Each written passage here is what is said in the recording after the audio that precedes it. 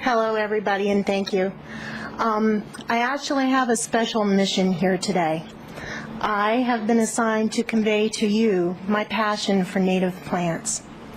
There are hundreds and hundreds of plants that are native to Maryland, and I will convey my passion to you on that topic in the next 3 minutes. And the way I will do that is by talking about just one plant, and that is one of our rarest and most beautiful wildflowers, the sundial lupin. Even as we're standing here today, right now in Maryland's meadows across the state, lupins are in full bloom, coloring the meadows blue, at least those few meadows where they still survive.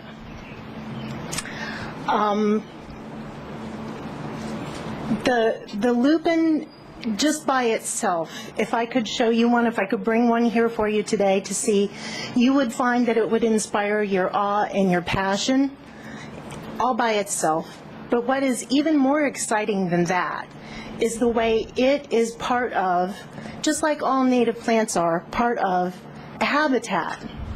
And if you look across the state, each of these plants that are part of their habitats weaving together make a very rich, diverse, natural heritage, a tapestry that we can all be proud of. The sundial lupin is only found in places where a unique set of geologic circumstances have come together to create very specific types of soil. They're very nutrient poor. I see someone out there knows about lupins, or soil. And that's fine, because the lupin has a taproot that goes down 2 meters into these soils to retrieve the phosphorus and the potassium and the micronutrients that it needs. But it doesn't need nitrogen. It actually gets the nitrogen from the atmosphere, and it takes that down, and through its roots, it releases nitrogen to adjacent plants, wildflowers and grasses that couldn't grow in the meadow unless a plant like the lupin were there. Examples of these very rare soils occur across the state. In eastern Maryland, we have the ancient sand dunes in Worcester County. Here along the fall line, we have the terraced gravel deposits.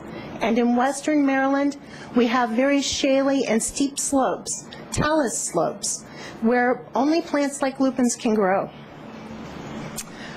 So I think that even though we've gathered here today to celebrate the beginning of our Arboretum and Botanic Garden, you'll find that it's about an awful lot more than just botany and gardens.